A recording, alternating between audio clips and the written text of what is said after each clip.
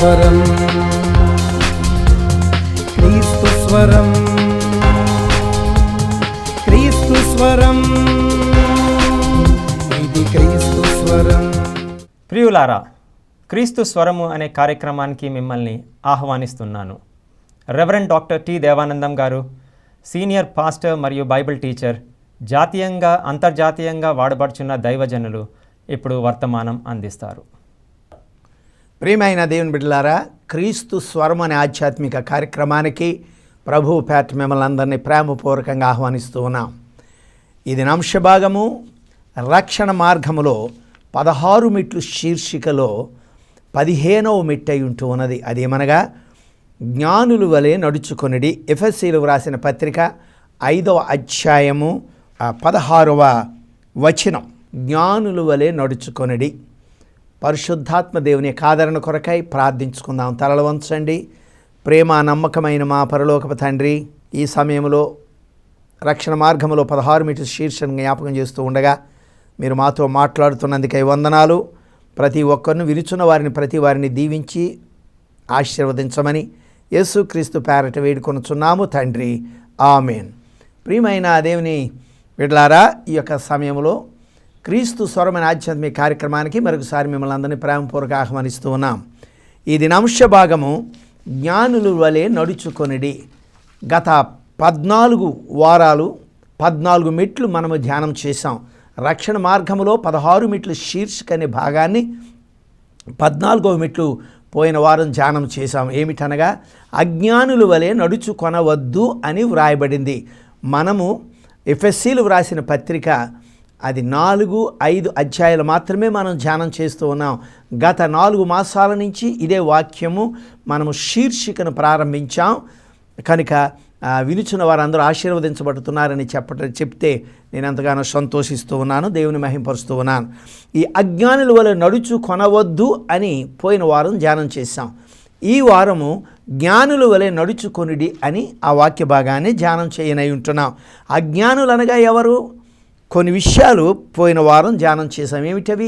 అజ్ఞానులు ఎల్లప్పుడూ అసంతృప్తితో ఉంటారని, అజ్ఞానులు ఎప్పుడు జ్ఞానయుక్తమైనటువంటి మాటలు విసుగు కలిగిస్తుందని, అజ్ఞానులు విస్తారముగా మాట్లాడతారని, అజ్ఞానులు తనకు కలగబోయేది ఎరుగరని, అజ్ఞానులు పోరును కోరుకుంటున్నారని, అజ్ఞానులు దేవుడు లేడని వాదిస్తారని, ఈ విధముగా 6 విషయాలు అజ్ఞానుల విషయంలో మనము పరిశుద్ధ గ్రంథము నుంచి మనము చూసాం. ఈ దినాన్ని అంటే అజ్ఞానులు ఎవరో తెలుసుకున్న తర్వాత జ్ఞానులు ఎవరో మనము తెలుసుకున్నట్టే యుక్తమై ఉంటూ ఉన్నది. జ్ఞానులంటే ఎవరు? జ్ఞానుల వలె ఉండుటకు జాగ్రత్త పడుని ఎఫెసీయులకు రాసిన పత్రిక 5వ అధ్యాయం 16వ వచనంలో అపోస్తలుడైన పౌలు ఎఫెసీ సంఘాన్ని హెచ్చరిక చేస్తూ ఉన్నాడు. ఎఫెసీ సంఘము పరిశుద్ధులతో నిండిన సంఘము, అది విశ్వాసులతో నిండిన సంఘం అయినప్పటికీ కూడా వారు రక్షణను కోల్పోయినట్లు గమనించినటువంటి అపోస్తలుడైన పౌలు వారిని హెచ్చరికలు చేస్తూ ఉన్నాడు. ఇది 15వ మెట్టు అయి ఉంటూ ఉన్నది. ఈ 15వ మెట్టులో ఏమిటంటే రక్షణ పొందిన ప్రతి వారు కూడా జ్ఞానవంతుల వలె నడుచుకోవాలి. జ్ఞానం అంటే ఏమిటి? జ్ఞానవంతుల యొక్క స్వభావం ఏమై ఉంటున్నది అని మనము 4 విషయాలు ఈ సమయంలో జ్ఞాపకం చేసుకోదలుచుకున్నాం. జ్ఞానుల యొక్క లక్షణాలు 4 ఉంటాయి. ఆ 4 పరిశుద్ధ గ్రంథంలో నుంచి తీసి దానిని వివరించడం జరుగుతూ ఉంటుంది. మొట్టమొదటిగా జ్ఞానుల యొక్క స్వభావం ఏమిటంటే వారు గద్దింపును ప్రేమించెదరు అని వ్రాయబడింది. సామెతల గ్రంథం మహాజ్ఞాని అయిన సొలొమోను 9వ అధ్యాయము 8వ వచనములో సామెతల గ్రంథంలో వ్రాయబడింది, జ్ఞానవంతులు గద్దింపక వాడు నిన్ను ప్రేమించునని వ్రాయబడింది. ఎవరైతే జ్ఞానవంతుణ్ణి గద్దిస్తూ ఉంటాడో ఆ గద్దించినటువంటి వారిని గద్దెంపబడినటువంటి జ్ఞాని ప్రేమిస్తాడట. ఇది సర్వసాధారణంగా జరగనటువంటిది. జ్ఞానులు ఒక్కరే గద్దించే వారిని ప్రేమిస్తారట. ఈ దినాల్లో మనం చూస్తుంటున్నాం. యవ్వన బిడ్డల కుటుంబాల్లో ఉంటున్నారు. తల్లిదండ్రులు వారి క్షేమాన్ని కోరి, వారి శ్రేయస్సును కోరి, వారి భవిష్యత్తును కోరి, వారి మేలును కోరి గద్దిస్తూ ఉంటారు యవ్వన బిడ్డలను, చిన్న బిడ్డలను. కానీ ఆ గద్దింపుకు వారు లోబడటం లేదు ఈ దినాల్లో. కారణం ఏమిటంటే వారు జ్ఞానవంతులుగా తీర్చిదిద్దబడలేదు కనుక ఆ గద్దింపును వారు వ్యతిరేకంగా అనుకుని వారు ఇల్లు విడిచి పారిపోవటమో, ఆత్మహత్య చేసుకోవటమో, ఈ విధముగా మనము దినము మనం ఆ యొక్క పేపర్స్లో మనం చదువుతూ ఉంటాం. కనుక ప్రియులారా, ఈ మన గృహంలో కావచ్చు, ఏ చిన్న బిడ్డను చూడండి, యవనస్తులను చూడండి, పెద్దలను చూడండి, గద్దింపుకు వారు గద్దించే వారిని ప్రేమించడం లేదు. గద్దింపు వారికి వారి యొక్క స్వాతంత్ర్యానికి అడ్డుగా ఉన్నట్టు వారు గమనిస్తూ ఉంటున్నారు. కనుక ప్రియులారా, మరి ఒక విషయాన్ని మీకు చెప్తాను, జాగ్రత్త గమనించండి. తల్లిదండ్రులు అనేటువంటి మనము కొద్దిపాటి మనస్తత్వ శాస్త్రాన్ని కూడా తెలుసుకోవటం అది యుక్తమై ఉంటుంది. దైవ జ్ఞానాన్ని కలిగి ఉండాలి, మనస్తత్వ శాస్త్రాన్ని కూడా తెలుసుకోవడంలో ఉపయోగకరంగా ఉంటుంది. తల్లి లేక తండ్రి ఆ బిడ్డను గద్దించినప్పుడు ఆ గద్దిస్తూ ఉన్నాడు కనుక వాడు కోపాన్ని ప్రదర్శిస్తున్నాడు. కానీ ఒక విషయాన్ని మీకు చెప్పాలని ఆశిస్తున్నాను. ఏ తండ్రి అయినా తల్లి అయినా గద్దించే ముందు ఏ సమయంలో గద్దించాలో, ఏ విషయంలో గద్దించాలో, ఏ విధముగా గద్దించాలని తెలుసుకుంటే కూడా తండ్రికి యుక్తమై ఉంటుంది. తెలుసుకోవాలి ఏ సమయంలో గద్దించాలి, ఎలా గద్దించాలి, ఏ విషయంలో గద్దించాలి. చీటికి మాటికి మనం చూసినట్లయితే ఈ దినాల్లో తండ్రులు వారు మిలిటరీ కమాండర్లా ఉంటూ ఉంటారు కుటుంబాలలో. ఆ తండ్రి వచ్చాడంటే పిల్లలందరూ భయపడిపోయి ఎవరు ఆ ప్రదేశానికి వారు వెళ్ళి పారిపోతూ ఉంటారు. అటువంటి భయాందోళన కలిగిస్తూ ఉన్నారు ఈ దినాల్లో తండ్రులు బిడ్డలను. అది సరైనటువంటి పెంపకము కానే కాదని పరిశుద్ధ గ్రంథం చెప్తూ ఉంది. కానీ ప్రియులారా, ఇది కేవలము నా గద్దింపుకు యవ్వనస్తులు లోబడటం లేదు, నా కుమారులు లోబడటం లేదు, నా కుమార్తెలు లోబడటం లేదు అనేటువంటిది అది సరైనటువంటి ఆలోచన కాదు. కారణం ఏమిటంటే నీవు గద్దించే విధానాన్ని కూడా నువ్వు తెలుసుకోవాలి. ఏ సమయంలో ఏ విషయంలో తండ్రి బిడ్డలను గద్దించాలని తెలుసుకొనుట అది చాలా మేలుకరంగా ఉంటుంది.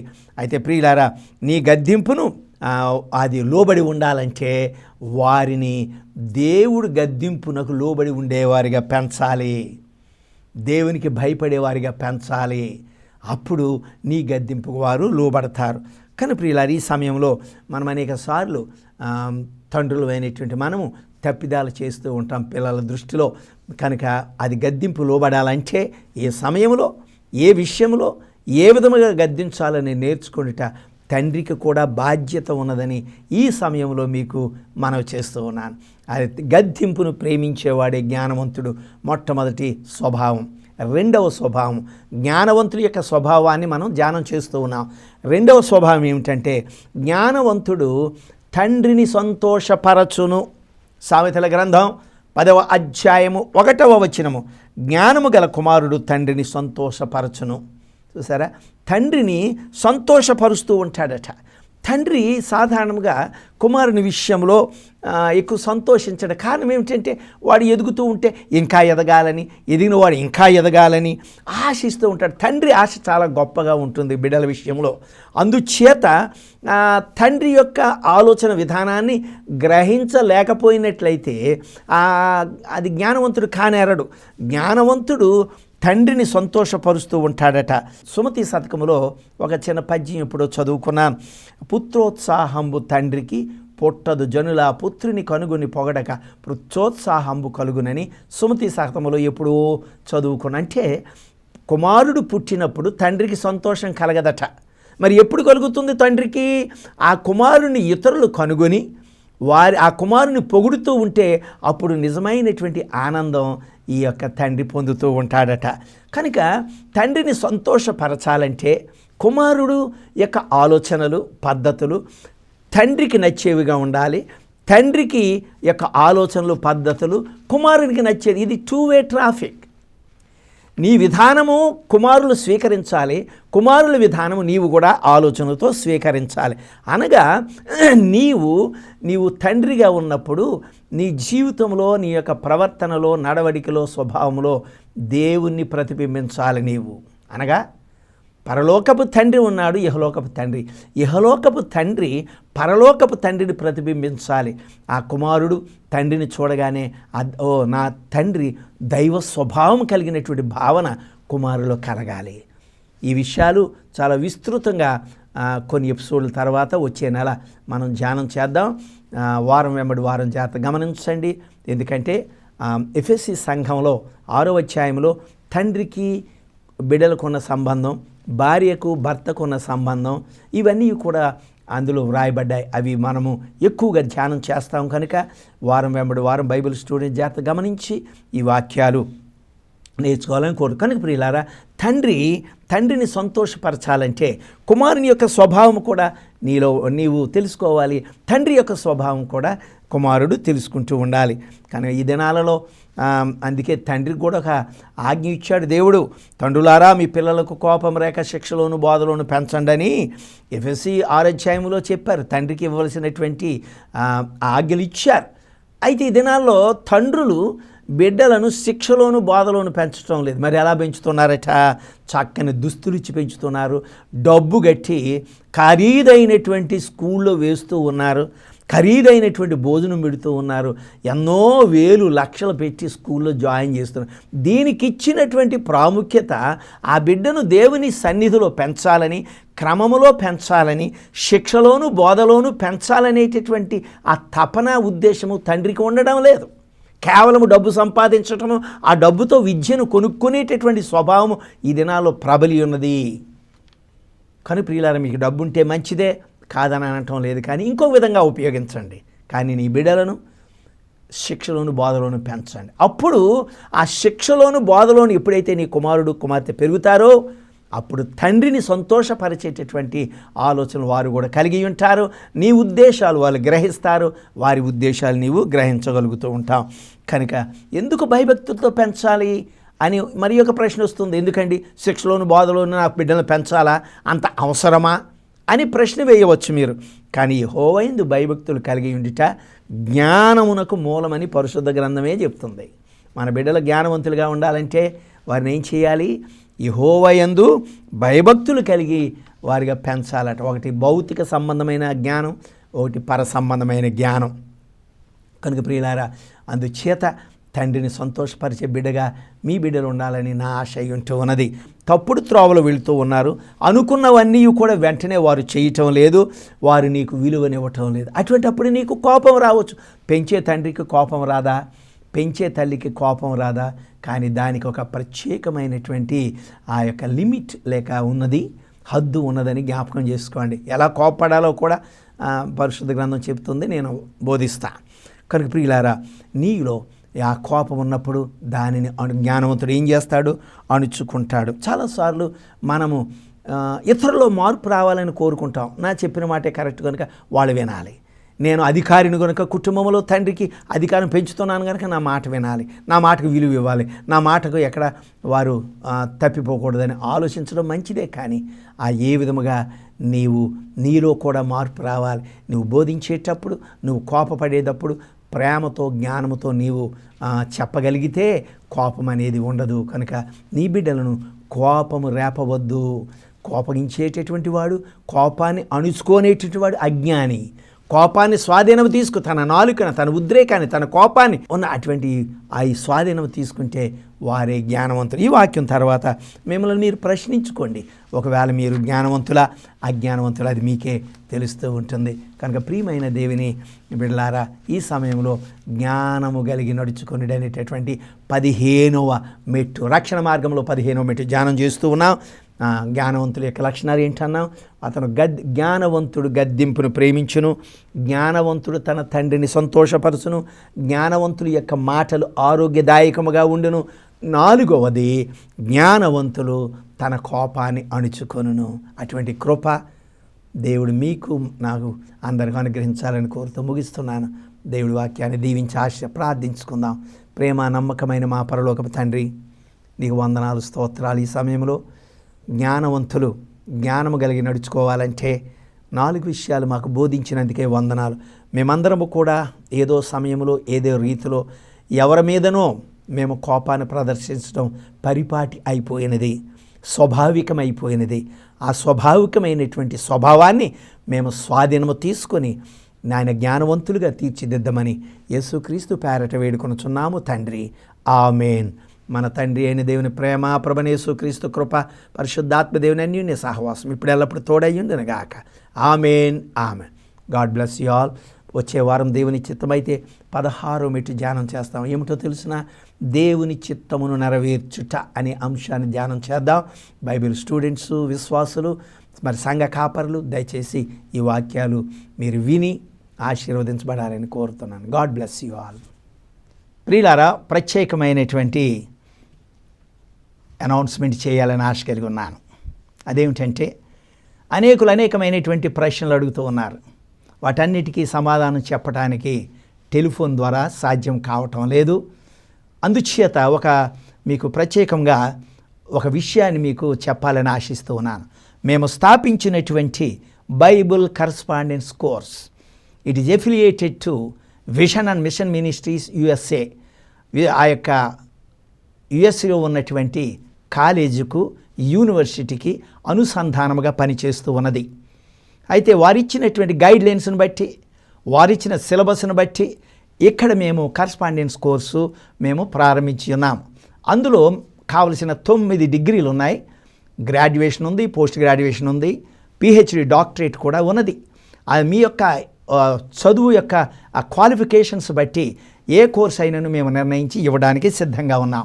ఈ యొక్క కోర్సు విషయంలో 5 ప్రత్యేకతలను సంతరించుకుందని చెప్పడానికి మీకు నేను సంతోషిస్తున్నాను. ఏమిటంటే మీరు వ్యాపారాలు చేసుకుంటూ, ఉద్యోగాలు చేసుకుంటూ, గృహిణులు కూడా ఈ యొక్క కోర్సులో జాయిన్ అయ్యి మీరు పూర్తి చేసుకోగలుగుతారు. మరి ఇందులో గ్రాడ్యుయేషన్, ఇది 2 సంవత్సరాల కోర్సు అయి ఉంటూ ఉన్నది.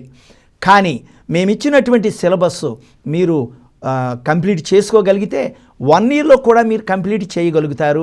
2 year సర్టిఫికేట్ను పొందుతారు. కానీ మేము ఇచ్చినటువంటి అసైన్మెంట్స్ అన్నీ కూడా మీరు పూర్తి చేసుకోవలసిన వారై ఉంటున్నారు.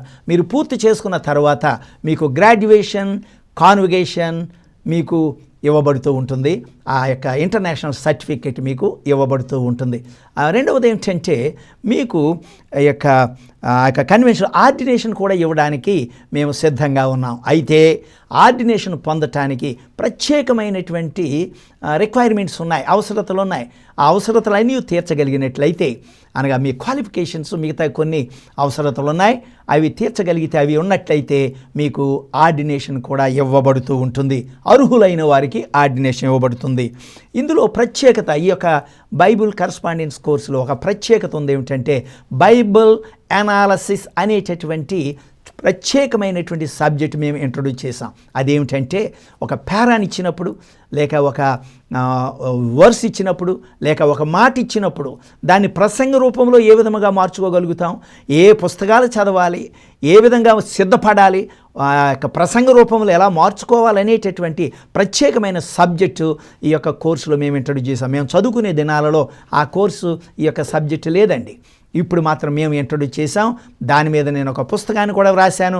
విశేషమైనటువంటి స్పందన కలిగింది కనుక దానిని బట్టి మేము సంతోషిస్తూ ఉన్నాం. అయితే ప్రియులారా, మొట్టమొదటిగా మొదటి గ్రాడ్యుయేషన్ మేము అక్టోబర్ 3వ తారీఖు 2011లో దేవుడు కృప చూపించి మొదటి గ్రాడ్యుయేషన్ మేము చేసి ఉన్నాము. ఆ యొక్క టీవీ స్క్రీన్ మీద ఆ క్లిప్పింగ్స్లో కూడా మీరు చూడవచ్చును ఆ గ్రాడ్యుయేషన్ ఏ విధంగా జరిగిందనేది. రెండవ గ్రాడ్యుయేషన్ జూలై 14th, 2012లో దేవుడు కృప చూపించాడు. మరి మూడవ గ్రాడ్యుయేషన్ January 14th, 2013లో నిర్వర్తించటానికి దేవుడు కృప చూపించాడు. నాలుగవ graduation, convocation and ordination service 13 July 2013వ సంవత్సరంలో జరిగించుటకు దేవుడు కృప చూపించారు. దాని యొక్క క్లిప్పింగ్స్ ఆ యొక్క టీవీ స్క్రీన్ మీద మీరు చూసి ఆనందించవచ్చు. ఆ యొక్క 5వ గ్రాడ్యుయేషన్ కూడా మేము ప్రోగ్రాం ప్లాన్ చేస్తూ ఉన్నాం. నవంబర్ 9వ తారీఖు 2013లో, అనగా ఈ సంవత్సరం నవంబర్ 9th 5వ గ్రాడ్యుయేషన్ కూడా జరగబోతూ ఉంది. వీటన్నిటి కొరకు ప్రార్థించండి. ఇందులో చేరి మీరు ఈ యొక్క వాక్యాన్ని బోధించాలంటే ఏ విధంగా రూఢిగా, సూటిగా, క్రమబద్ధంగా, అర్థవంతంగా, సందర్భానుసారంగా వాక్యాన్ని బోధించాలంటే మీరు ఈ కోర్సులో చేరి మీరు ఆశీర్వదించబడాలని కోరుతూ ఉన్నాను.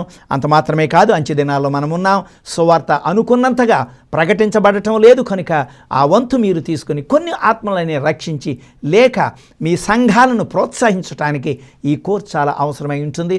మీరు ఉద్యోగ వ్యాపారాలు, వృత్తులు చేసుకోవచ్చు, గృహిణులు కూడా చేసుకోవచ్చు. చాలామంది డాక్టర్స్, ఇంజనీర్స్ మన దేశం నుంచి మాత్రమే కాదు ఇతర దేశాల నుంచి కూడా జాయిన్ అయ్యి వారు పూర్తి చేసుకుంటున్నారని చెప్పడానికి సంతోషిస్తున్నాం. అటువంటి కృప దేవుడు మీకు అనుగ్రహించాలని మా ప్రయత్నము మిమ్మల్ని శిష్యులుగా చేసి దేవుని యొక్క సువార్త ప్రకటించాలనేదే ఏకైక ధ్యాస అయి ఉంటున్నదని చెప్పడానికి సంతోషిస్తాం. దేవుడు మిమ్మల్ని దీవించి ఆశీర్వదించునుగాక. Amen, amen.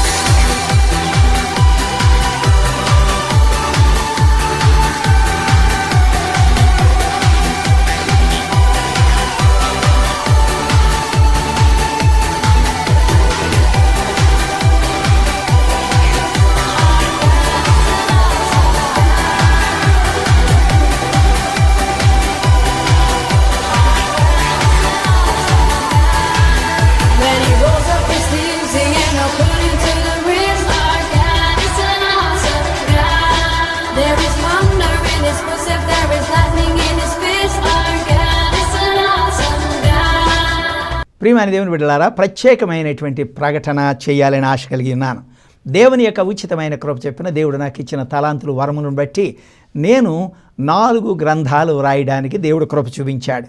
మొట్టమొదటి గ్రంథము ఏమిటి అనగా ప్రసంగము సిద్ధపాటు మరియు బోధనా విధానం.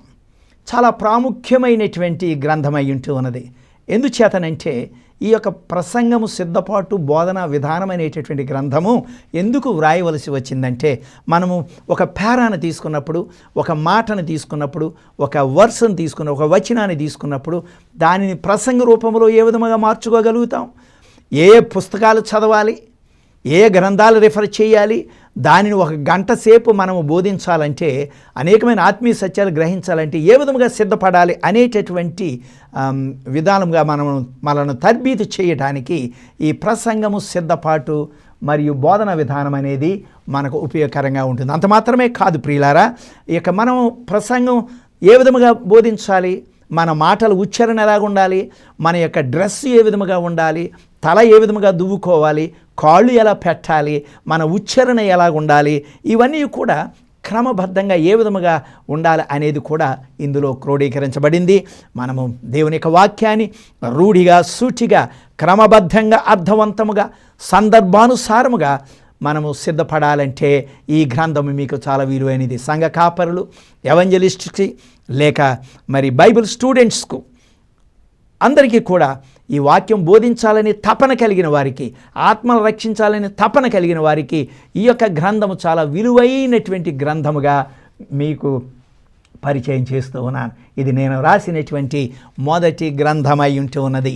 దేవుని ఉచితమైన కృప చెప్పిన మీరు ఇచ్చిన ప్రోత్సాహాన్ని బట్టి మరి ఒక గ్రంథాన్ని నేను వ్రాశాను. అదేమిటంటే ధన్యతల వేదిక 1 వచనం ప్రసంగం. యేసుక్రీస్తు ప్రభువు ఆ కొండ మీద చేసిన ప్రసంగం మత్తయి 5, 6, 7 అధ్యాయాల్లో కొండ మీద ప్రసంగం చేశారు. ఆయన 1 మాటతోనే చెప్పారు. ఆ 1 మాటలో అనేకమైన ఆత్మీయ సత్యాలు ఇమిడి ఉన్నాయి. ఏమిటి ఆత్మీయ సత్యాలు? ఉదాహరణకు ఆత్మ విషయమే దీనులైన వారు ధన్యులు, పరలోక రాజ్యం వారిది అన్నాడు. ఆత్మ ఏమిటి, మనస్సు ఏమిటి, హృదయం ఏమిటి, ఇవన్నీ క్రోడి ఏ విధముగా పనిచేస్తాయి అని అక్కడ వ్రాయబడలేదు.